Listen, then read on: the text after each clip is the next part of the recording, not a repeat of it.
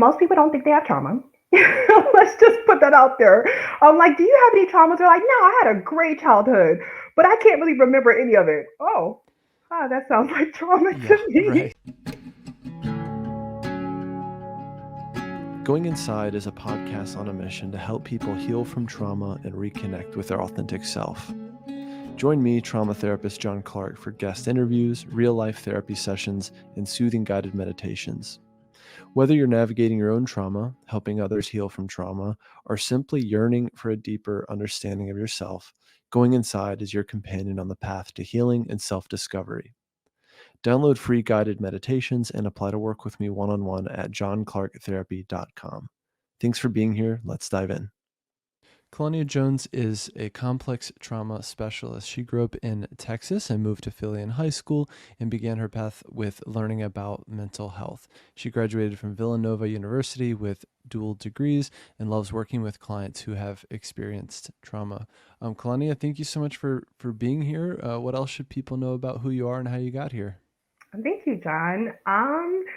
That I feel like trauma is probably touched everyone's life, and I also feel like the root of everything in the DSM-5 kind of correlates to trauma. Just as my personal, preference or reference, as far as like the DSM-5. But yeah, that's pretty much it. And I feel like, with my well, we'll probably get into it, but like a little bit of like my background has led me to be a therapist, which most of us have a story. Mm-hmm. Yeah, I'd love to get into this topic more of trauma kind of touching everything and really being at the heart of many issues, whether it's anxiety, depression, addiction, eating disorders, yeah, you name it. Yes. um, I'm curious, yeah, your journey as a therapist and someone who helps people with trauma, and just how you conceptualize it. What is it? What does it look like? How do people know if that's the issue they've got, and then how do you help them through it? Awesome. Thank you. Well, I've been asked this question a lot, being like a trauma specialist, but I just really feel like trauma is when life has been life and you get hit with an event, right? And you're just like, what the? It overwhelms you to the point that you're like, I don't even know what to think. I don't know how to cope. I don't even know what tomorrow is at this point, because I'm so rooted in this event that just occurred. And then you have a feeling of like hopelessness or that nothing, like no one can save you maybe from like this experience. And then we carry on that trauma, especially like when we don't have a caregiver underneath the age of 18 who can kind of give us a hug and say, hey, it's going to be okay. This is a really messed up situation, but we'll get through this. Yeah, that's pretty much Hmm. what leads to trauma. An event, the response to the event, and then who kind of comes in and helps us navigate those emotions and everything else around that event that occurred that was so Hmm. devastating. It's interesting because this piece around who helped us with the event, and Mhm. when we think about ways to mitigate trauma or to make things have less of a traumatic impact, um, being with people, or especially in the case of, let's say, a kid experiences or witnesses something traumatic, right? And what can happen is the kid is completely overwhelmed. Their system is overwhelmed, flooded. They don't know what sense to make of it. Yeah. Parts of them shut down. Their nervous system shuts down or is overactivated, and they need help in that moment, making sense of it and having safety be quickly reestablished. Yes. But in a lot of cases, that doesn't happen, right? Mm-mm. Yeah. No. Especially if like the caregiver hasn't kind of dealt with their own traumas or it re-triggers them. It's like so many different factors that can come into like an event. Yeah. Yeah. Yeah. We get And into this oh, complex trauma, uh, you know, layer pretty quickly. yes, yes, yes, yes. I mean, I don't know if this is okay for me to talk about, but like the school shootings is like something that really came to mind as far as like a Hmm. child. And as a teacher, you're trying to save the children, and there's like an active shooter, So like that's number one. Hearing the violence of the guns going off, that's a trauma. Maybe seeing your classmates get hurt, that's another trauma. But if the teacher is overwhelmed as well, or every other administrator is overwhelmed, then the kid is kind of left on their own to like, figure out like, well, how do I go to school? How do I connect my own world, sense Hmm. of safety to this world? Yeah. Yeah. Yeah, no, Yeah. I don't think that's too much to talk about for this show. In fact, why not talk about it given that it is shockingly and horrifically a part of our existence here, at least in this country. Yeah. And there's no doubt that there's not enough being done about it, both on the front end and also the back end of how do you help people and kids and communities move Mhm. on from trauma and reestablish safety. To your point, when a container has been ruptured, right, like a classroom that was once safe and has Yeah. been presumed safe and is all of a sudden not, and the teacher that is tasked with keeping the place safe can't keep it safe, right? Then that Yeah. container has been completely blown wide open. Yep. Yeah, Yep.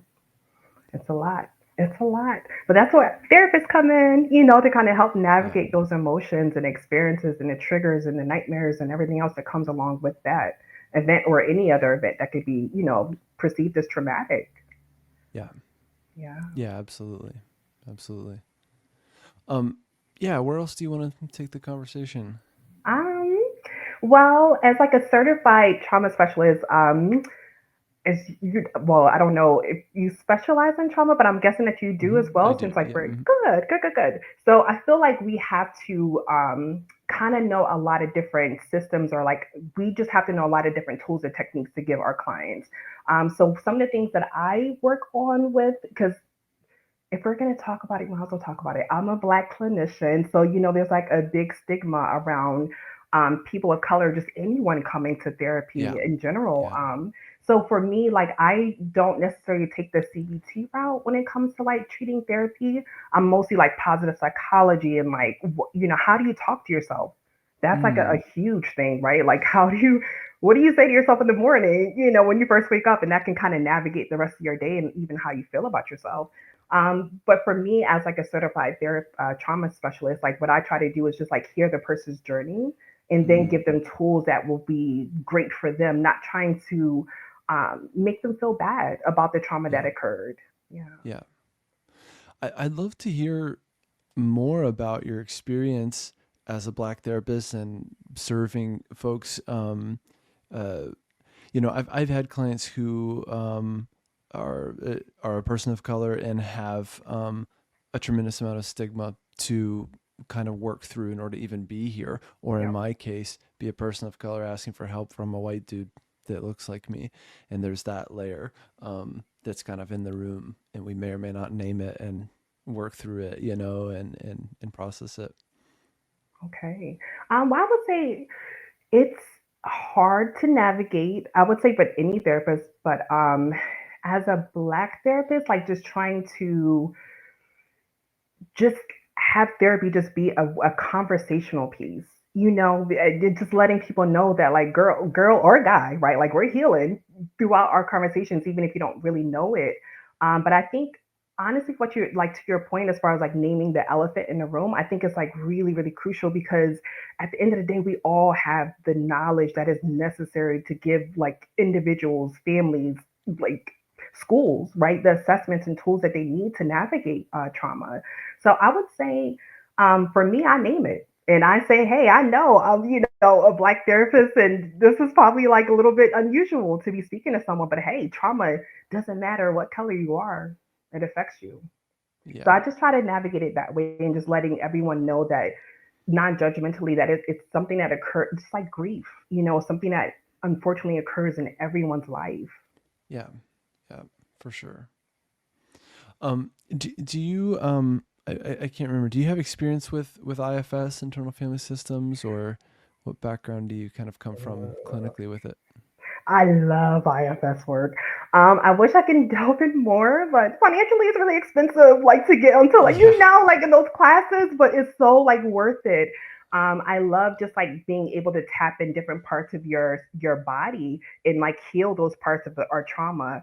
Oh, I can't think of the movie. There was a movie on Netflix like a while ago. Sorry, something just popped up on my screen. Hmm. But there was like a movie on Netflix a while ago when it was talking about that IFS system and like how you can like kind of heal that.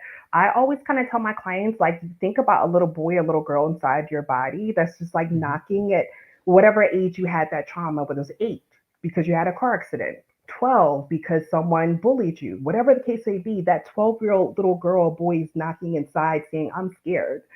And I'm still getting bullied or I'm still in this car accident and like come save me. Let me know that everything is Hmm. okay. Yeah. Yeah. So I love IFS work. Love it, love it, love it. Yeah. How about Y- you? Yeah, but yeah, big fan. I'd say maybe 90% of our guests on this show are from the IFS world, and Oh. it's a big part of what we talk about here. You know, the piece I was thinking about, and when we think about race, is also IFS's term would be legacy burdens, but burdens that have been carried and Mm, passed down for generations, or legacy burdens that one might carry just by being black. For okay. instance, yeah, Yeah. Yeah. and how that shows Well, up in the room. Yeah. funny enough, I guess like because it's a difference. Like when some of my Caucasian clients come to me and they're like, I feel guilty, for either the past or like something their grandfather just said like 2 days ago. And I'm like, well, let's just work through it. And just like navigating that and like how do you have a different mindset, right, than the legacy that has been built prior to your Mm. born. Yeah. Mm-hmm. Yeah. Mm-hmm. Interesting. Yeah. Yeah. Um, so yeah, walk me through how you work with trauma in the room. Okay. So most people don't think they have trauma. Let's just put that out there. I'm like, do you have any traumas? They're like, no, I had a great childhood, but I can't really remember any of it. Oh, that sounds like trauma to Yeah. me. Right. Right. Yes. So I just tried to navigate it as a sense of like, I'm very, as you can see now, I'm very like bubbly, comical because I'm like, trauma can be so heavy, but I'm always like trying to like bring comedy in a sense like to it because it's so heavy to talk about. So let's say like there was like a car accident that happened. And my client is like, you know what, I'm okay with it. I'm fine. And like, I just got back in the car the next day. But actually, when I was at the stoplight, I saw like a car that looked the same that hit me the other day. And I felt some type of way, but I was okay. I kept driving. And I'm like, that's a trigger response. So let's work Mm. through that.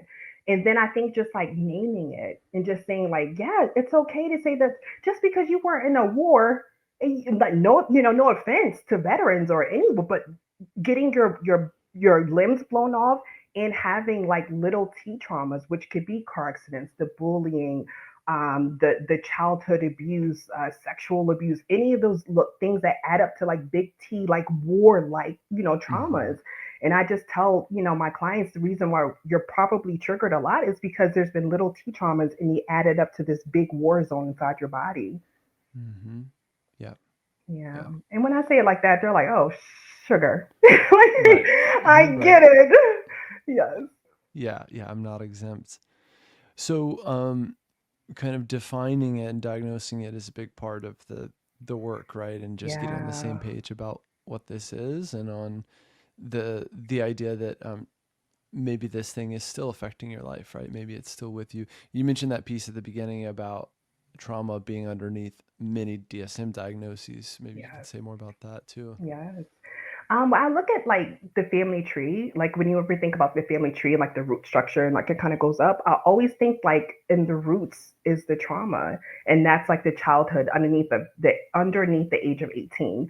So like to me, like the ground, forest ground, so to speak, is like 18 and beyond. And that's just your affected life after, your trauma. And Mm. how it shows up in your relationships, in your workplace, in your spirituality, everything. Yeah. So I try to just say that like a lot of times anxiety can come from trauma or depression can come from trauma. Just like having those negative thought patterns a lot of times can come from trauma. So or having that consistent, person in your life that's very toxic can, lead to a lot of trauma. So just Mm-hmm. yeah, just trying to like so it's funny, like you said, diagnosing. A lot of my clients, since primarily I do work with a lot of African American clients. I do have like across the board, like Latino, Asian, and Caucasian. But a lot of my African American clients don't want to be diagnosed. They just want to have Mm. like talk therapy and just talk about things that maybe I wanted to tell grandma, but grandma said go to the Bible.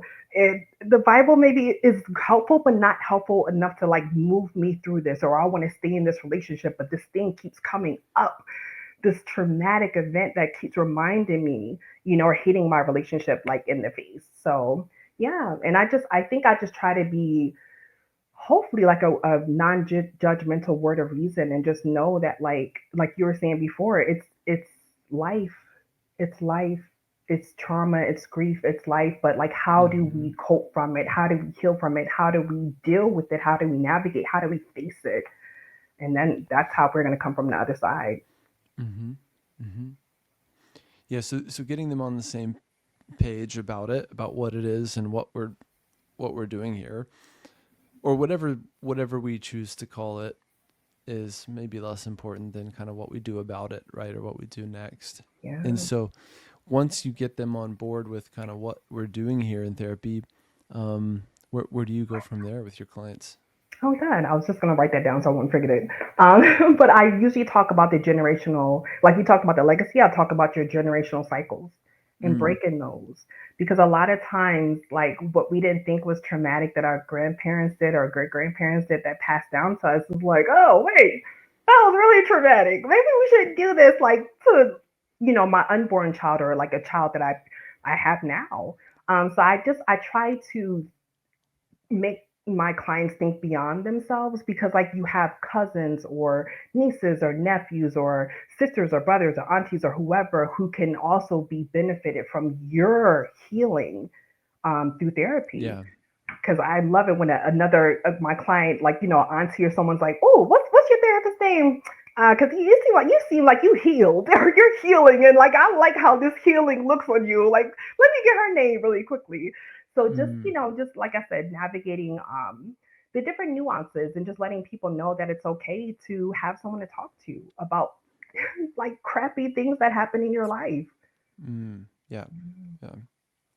It seems like for the most part, stigma is going down. Stigma around mental I health and think around so. seeking Yep. services. It's obviously not true across the board and for certain groups and ages and demographics. And you mentioned religion, that can be both a really protective factor for people. It can also be a factor of a barrier to getting treatment, right? To getting help. But Yep. I even think about like younger generations, in our practice, we also see teenagers, and there's a lot of teenagers that are just naturally pretty open and down for therapy. And like, it's just like a normal thing, which certainly is not the case for everyone. I love that though. I want it to be normal because, even I have my own therapist. And I Hmm. think it's so crucial for therapists to have their own therapist, but just for anyone to have a therapist. It's like Yeah. having a cheerleader in your corner whenever anything goes right, right in your life. And then also navigating when those times when things don't go right, or you don't get that promotion, or maybe the relationship didn't work out the way you wanted it to. Yeah. And just Mm, navigating life and just knowing like there's just one foot in front of the other, as slow or as fast as you want to take it. yeah, Yeah. totally. Yeah, I would have a hard time trusting a therapist who hasn't either been to therapy or isn't actively in therapy. Yeah, I think it's an essential part of our training, It is. Yeah. Yeah. And yeah, speaking, because it's like I said before, we have our own journeys and stories, and I have my own ACE score, which, I don't know how many people know about the ACE score, but it's like a 10-part question. And I think if you score 3 or 4 or more, meaning, yeah, that you have like basically trauma, you've had trauma in your life. I don't get into my score, but I know I definitely had Yeah.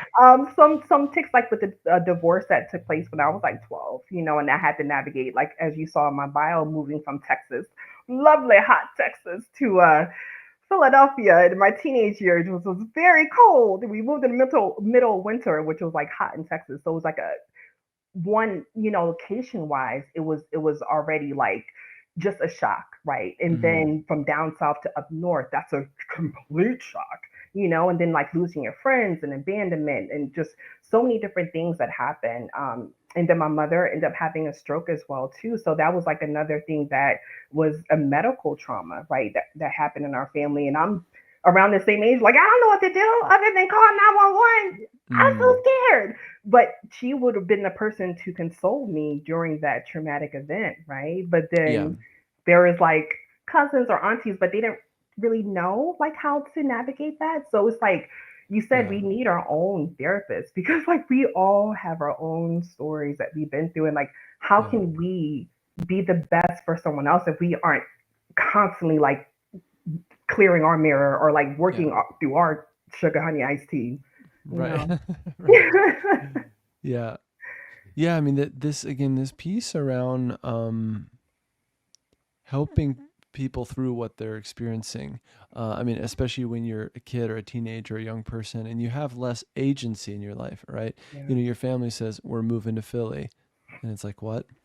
That's an immediate loss of agency because right? it's not up to the kids, right? You might not even have gotten a warning or whatever.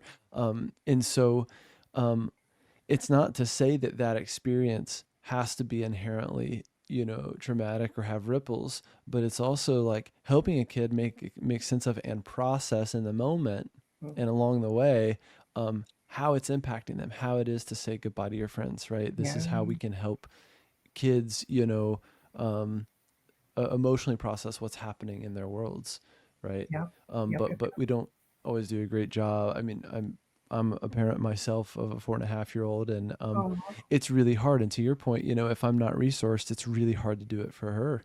When she needs it or she's making sense of her world. We just moved recently and had a really big move and had to say goodbye to everyone. And so, oh, that was difficult for her and difficult for me, right? So it's like I've got to be as resourced as I can be, and even just opening the door for her feelings, even if I don't know what to do with them or I can't fix them, or oh, those parts of me that want to rescue her from her sadness of saying bye to her friends, but just allowing for that to be there, right? I yeah, think has worked for me, or feels like a good option, right? It's like that sadness is a normal part of life. Transitions are a normal part of life, and I can kind of yes, be with you and validate those feelings as you move through it, versus not talking about it at all, yes, right?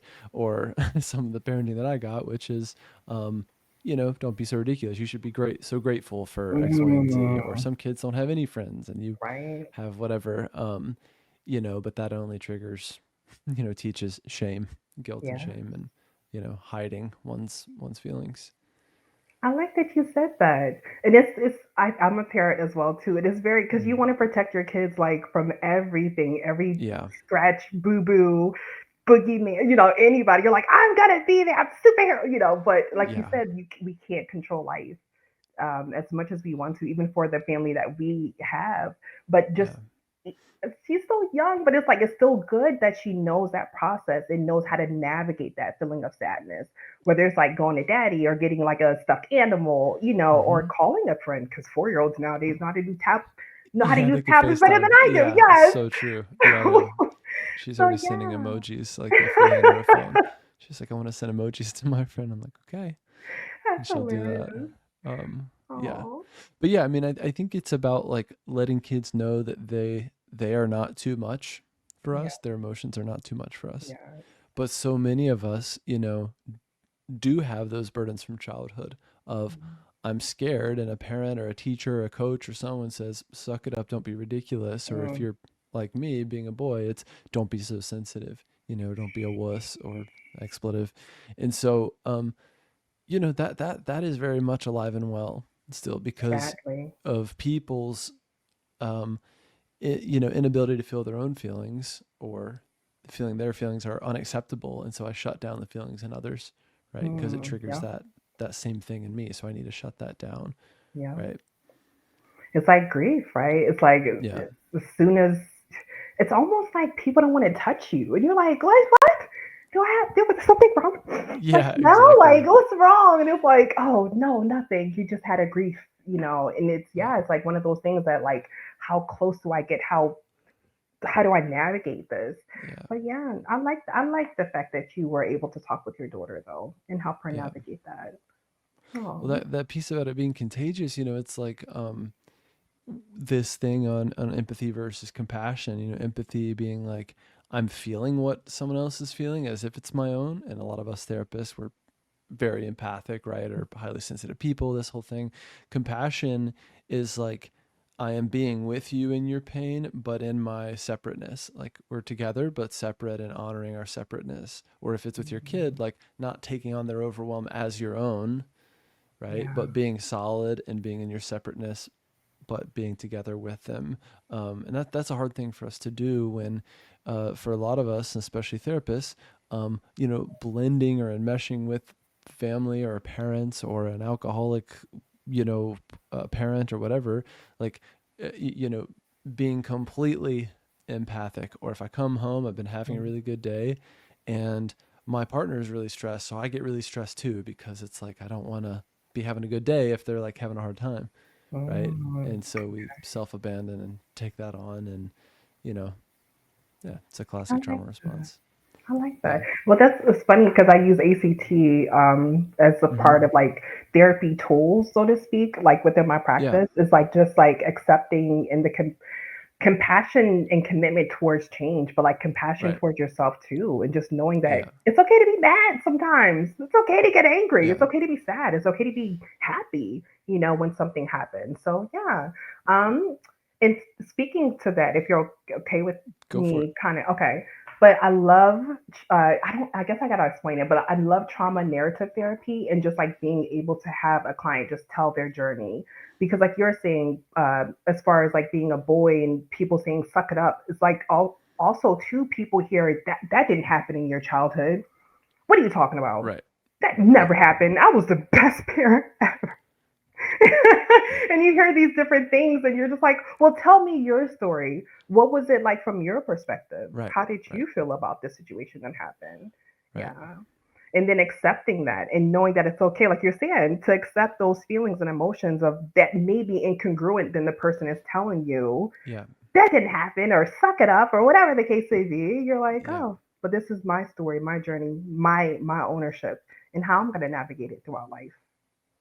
Well, hearing about that, if you're, let's say, a parent of a grown child, a child, someone who's now an adult, hearing about that can trigger parts of the parent that hold shame and guilt, or of we tried our best and you're sitting here Mm, complaining about the school you went to or whatever, the shoes you had or whatever. Like you yeah, had it great or you had it better than I had it, right? We do that whole thing. yeah, And it's hard to just honor someone's experience or someone's memory of a time, right?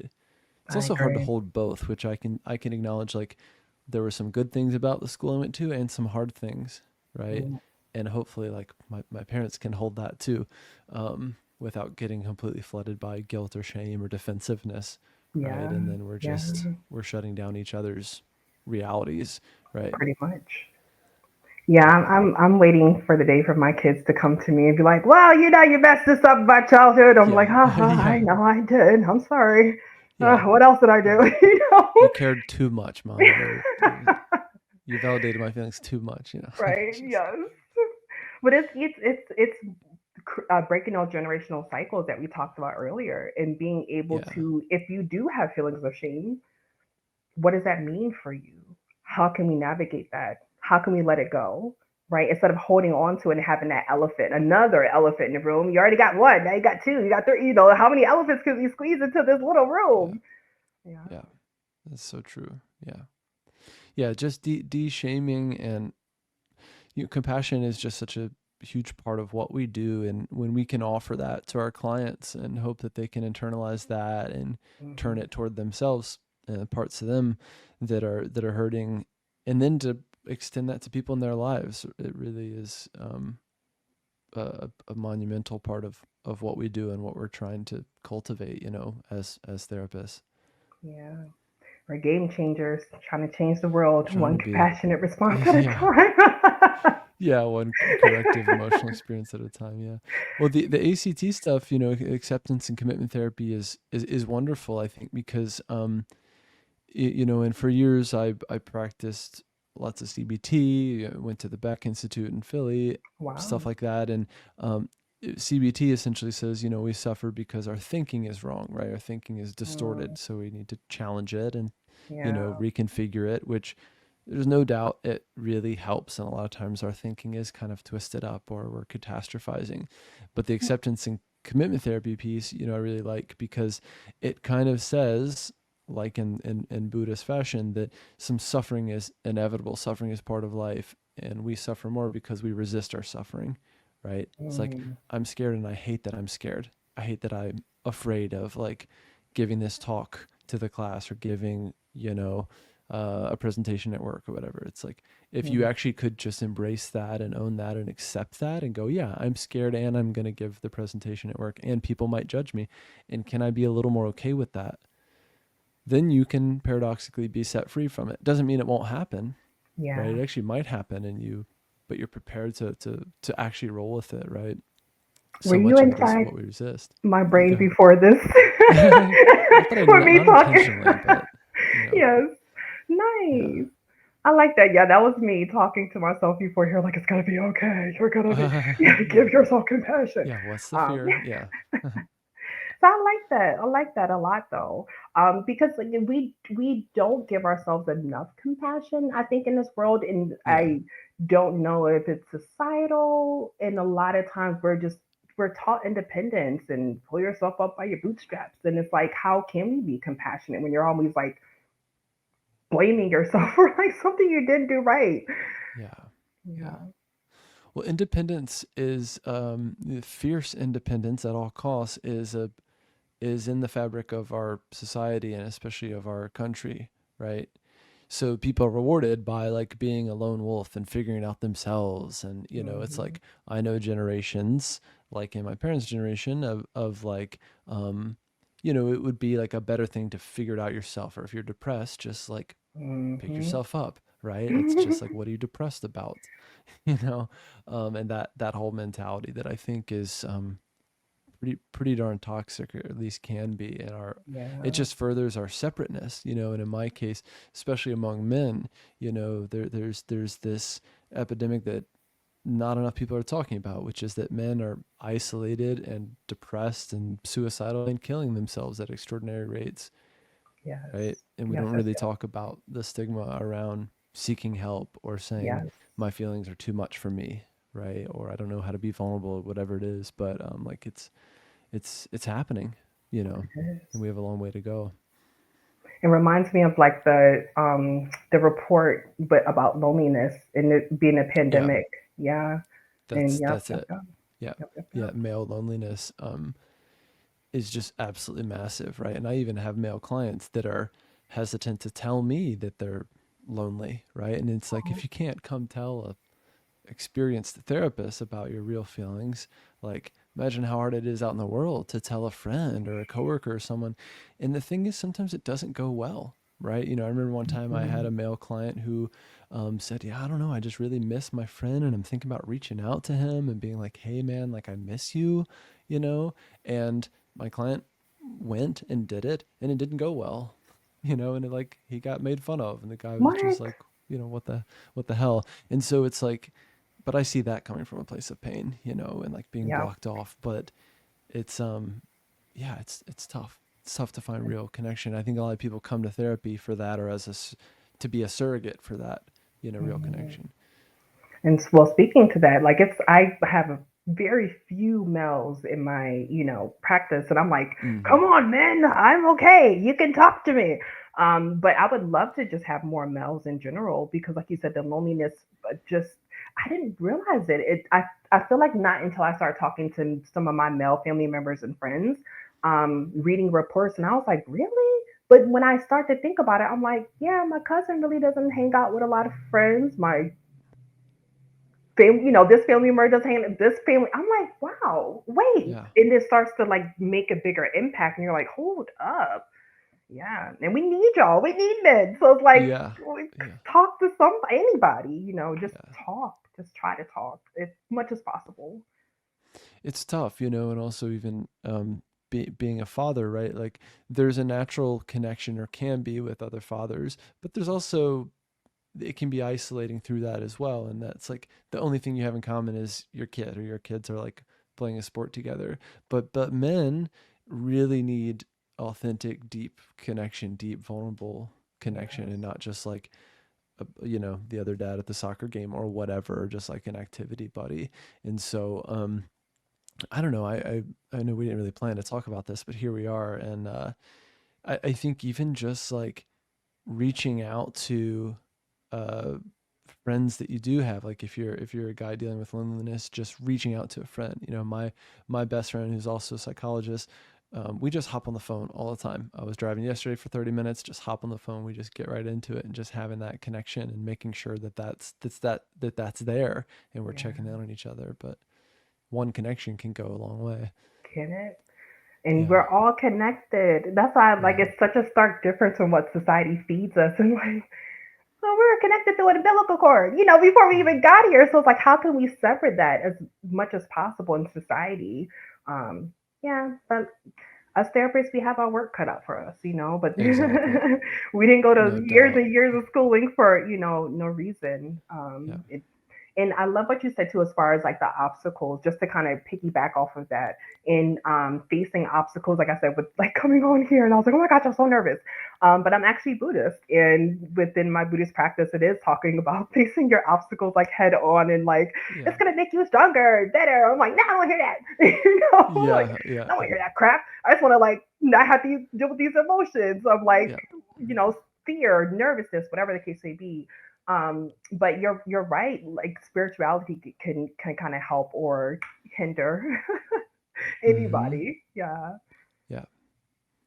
Yeah. We all want to know that it's going to be okay, right? And sometimes just playing out our worst fear and then imagining how we would deal with it can be good. Like I come on this show and I'm nervous and people notice, or whatever the fear is, right?